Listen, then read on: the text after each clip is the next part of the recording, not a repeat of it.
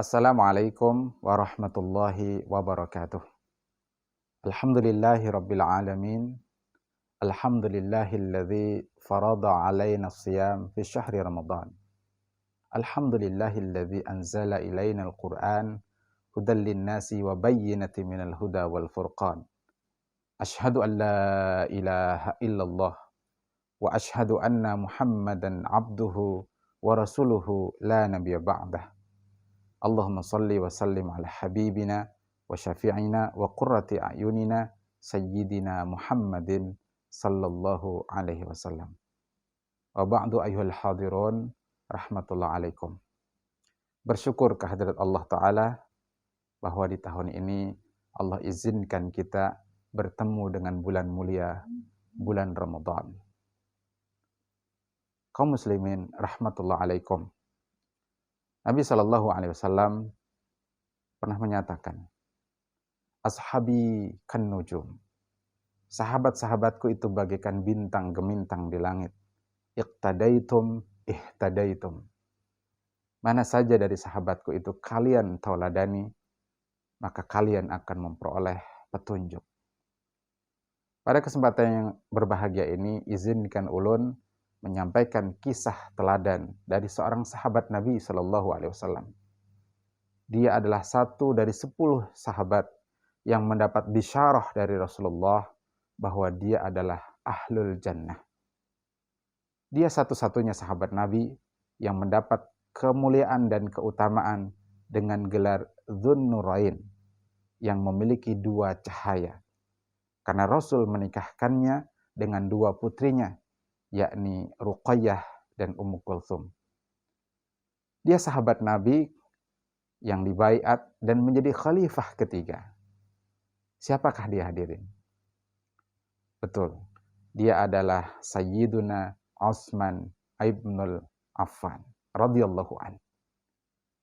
Pada kesempatan ini kita akan memotret sisi kedermawanan dan kenegarawanan seorang Utsman ibnul Affan. Saya mulai dari sisi kenegarawanan beliau. Al-Imam As-Suyuti dalam kitabnya Tarikhul Khulafa menceritakan bahwa setelah ditikamnya khalifah kedua, yakni Umar bin Khattab, oleh seorang yang bernama Abu Lu'lu'ah, beliau membentuk sebuah komite atau panitia khusus yang tugas utamanya adalah memilih dan membaiat khalifah pengganti Umar bin Khattab. Terpilihlah saat itu seorang sahabat yang bernama Abdurrahman bin Auf. Dia pun satu dari 10 sahabat yang Nabi kabarkan akan masuk dalam surga. Saat itu Abdurrahman bin Auf meminta pendapat kaum muslimin yang tinggal di kota Madinah. Ringkas cerita, dibaiatlah Sayyiduna Utsman ibnul Affan. Setelah selesai prosesi pembaiatan, ada satu dialog menarik yang akan kita ulas pada kesempatan kali ini. Saat itu Abdurrahman bin Auf hanya berdua dengan Sayyiduna Utsman ibnul Affan. Beliau bertanya kepada Sayyiduna Utsman, seandainya engkau diberikan kesempatan untuk memilih dan membaiat seorang khalifah, maka siapakah yang kau akan baiat? Sayyiduna Utsman menjawab, saya akan membaiat Ali bin Abi Thalib karamallahu wajhah. Masya Allah, hadirin. Pertanyaan yang sama kemudian diajukan kepada Imam Ali karamallahu wajhah ketika Abdurrahman bin Auf sedang berdua dengan beliau. Dan mengejutkan, jawaban Imam Ali adalah, saya akan memilih dan membaiat Utsman ibnul Affan. Inilah akhlak, inilah kepribadian sahabat Nabi Shallallahu Alaihi Wasallam. Mereka lebih mendahulukan sahabat yang lain, termasuk dalam hal kekuasaan, termasuk dalam hal kepemimpinan. Mereka tidak gila jabatan, mereka tidak gila pangkat dan jabatan. Tidak seperti orang sekarang yang menyikut ke kanan, ke kiri, menendang di bawah, memukul di atas untuk sepotong harta dunia yang bernama kekuasaan. Sahabat Nabi sadar betul bahwa kekuasaan itu adalah amanah. Sekaligus dia akan menjadi kehinaan dan penyesalan di hari kiamat kelak.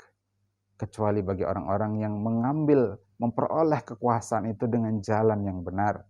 Dan menggunakan kekuasaan itu di jalan yang hak untuk menerapkan syariat Allah Subhanahu wa Ta'ala. Inilah sisi kenegarawanan seorang sahabat Nabi yang bernama Utsman ibn Affan. Mereka lebih mendahulukan sahabatnya yang lain yang dia pandang lebih layak untuk memimpin kaum muslimin. Yang kedua yang akan kita potret dari seorang Utsman ibn Affan adalah sisi kedermawanan beliau. Ada satu cerita. Ketika di Madinah, kaum muslimin sangat berhajat dengan air bersih. Sementara pada saat itu ada seorang Yahudi yang memiliki sumur.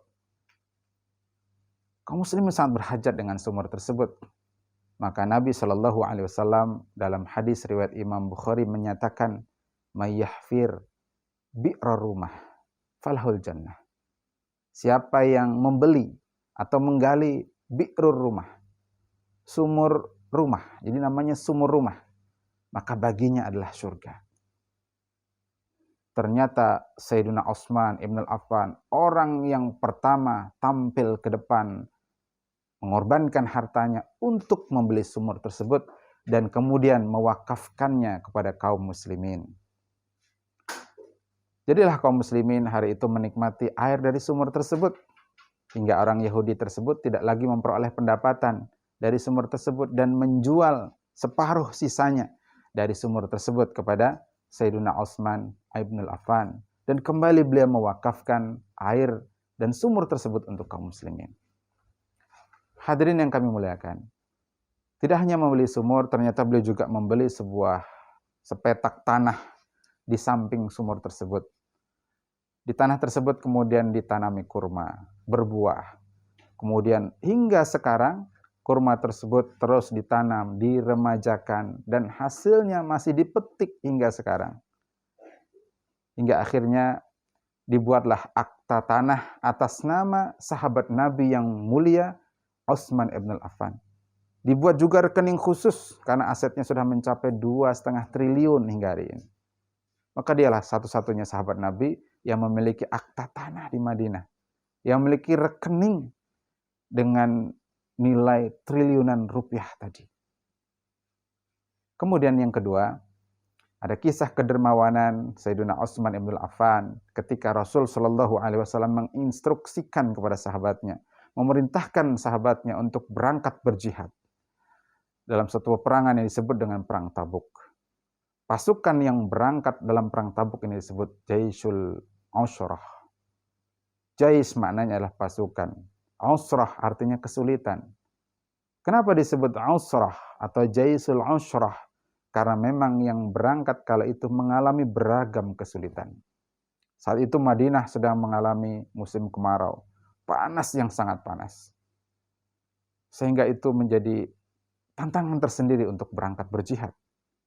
Pada saat yang sama, buah kurma sedang masak-masaknya. Yang jika ditinggalkan bisa jadi itu akan busuk. Tidak bisa lagi bisa dikonsumsi. Namun dengan keimanannya, para sahabat tetap berangkat.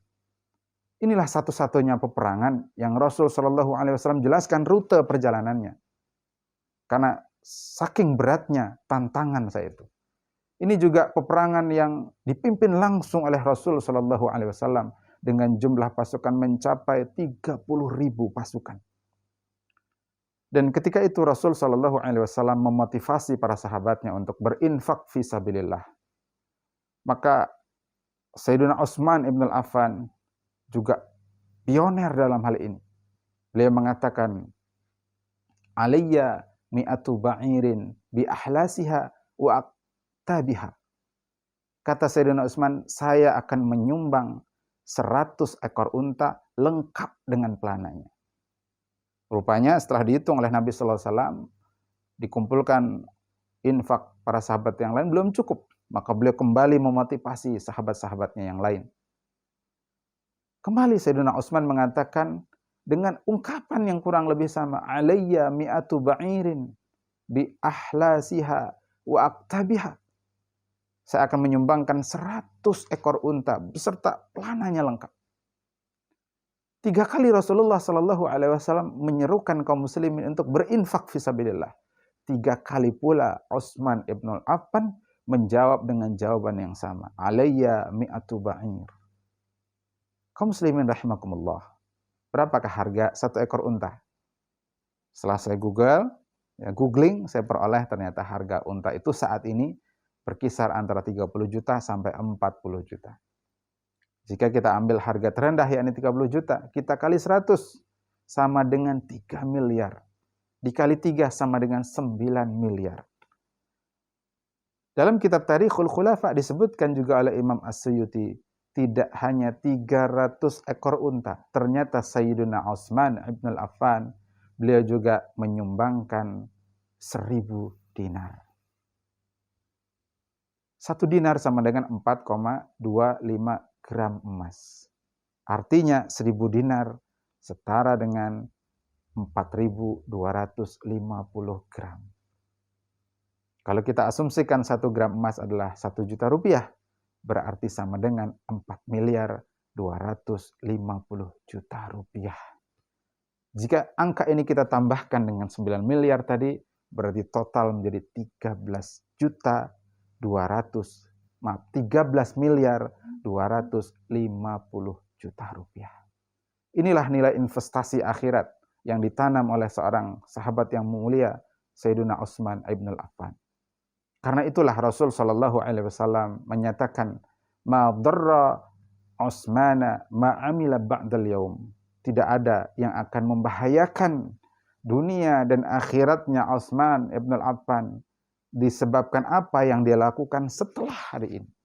Disebabkan karena kedermawanan beliau, pengorbanan beliau di jalan dakwah. Maka hadirin yang kami muliakan, mari kita berkorban dengan pikiran kita, waktu kita, tenaga kita, harta benda kita untuk dakwah Islam ini, untuk izzul Islam wal muslimin, li'ila'i kalimatillah, untuk meninggikan kalimat Allah. Terlebih di bulan Ramadan yang mulia ini. Nabi Shallallahu Alaihi Wasallam disebutkan, karena Rasulullah Shallallahu Alaihi Wasallam ajwadan nas. Adalah Nabi Shallallahu Alaihi Wasallam itu adalah orang yang paling dermawan di antara manusia. Wa kana ajwada ma yakunu fi Ramadan, dan bertambah kedermawanan beliau di bulan Ramadan. Maka mari kita infakkan sebagian harta kita di jalan Allah untuk menolong agama Allah. Kita mentauladani seorang sahabat Nabi yang negarawan sekaligus seorang dermawan, yakni Sayyiduna Utsman ibn Affan radhiyallahu anhu. Demikian, semoga bermanfaat. Selamat menjalankan ibadah puasa. Semoga Allah terima seluruh amal soleh kita di bulan Ramadan ini. Semoga Allah Subhanahu wa taala berikan kekuatan kepada kita untuk mengisi setiap detik Ramadan ini dengan amal kebajikan. Hadanallahu wa iyyakum ajma'in wal afu minkum. Assalamualaikum warahmatullahi wabarakatuh.